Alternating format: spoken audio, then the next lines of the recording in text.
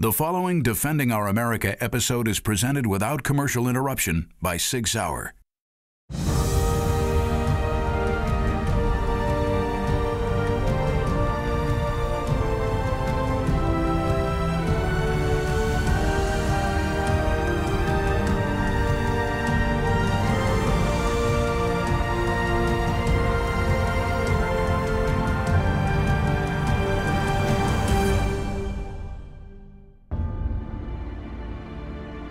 We were in a position that we had to directly save lives.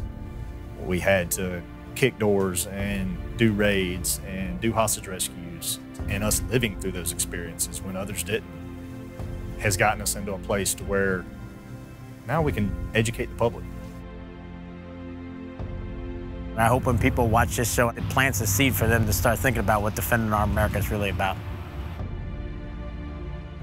Defending Our America is about is people understanding that they're part of a huge team called America, and we all have to do our part in that team to keep the country going the way we want it to. There are people that participate in this society and make this country what it is, and then those that create a victim of it. They ruin it for the rest of us because they're not willing to participate, and they become a victim of what they have allowed society to become. And if you don't get involved and you don't educate those around you and you don't try and improve the life we have and maintain the freedoms we have, then we're all going to be victims of an unfortunate demise of the greatest nation that's ever existed. Yeah. We want people to stand up and do what's right, because there's right and there's wrong. Right. This is what it is to defend America. Everything you're talking about, that's what it is to defend America. Exactly. Defend is a moral thing. It's an idea. It's defending this idea. When the philosophy of America. One thing I noticed while we were here is that throughout our entire conversation, we would always come back to education and youth, and that's where we have to start fixing America and to defend our freedoms.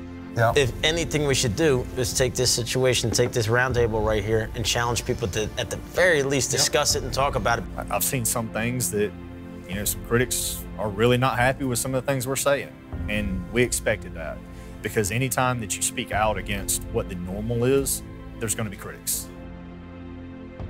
They may not agree with everything we say, and we may have some differences, and that's what makes this country great. You know, here's one of the things I also want to put out is, back in the day, I mean, in the very beginning of this country, the British had 7 different lists. Now, these lists were really for different types of things. Our founding fathers, most of them were on at least 2 of them. You could definitely get on a list for sitting around this table talking. Back then, it was there was a certain amount of pride for being on the list. You know why? Because you're somebody who wants to change what's happening. I have dedicated a life of over 30 years serving this country. And in my mind, I've served it honorably. Have I made some mistakes over the years? Sure, I have. We all have. We're all human beings. We're fallible. When I look at myself in the mirror each morning, I'm pretty content with who I am.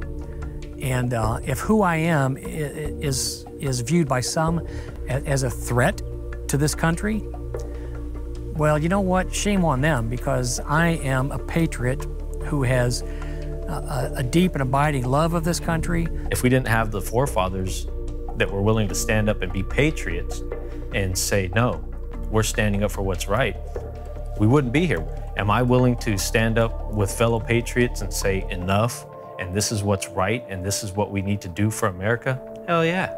Nothing we said here today was a lie. We sat here and put it out there in the open, and if citizens don't like what we hear, too bad. It's the truth.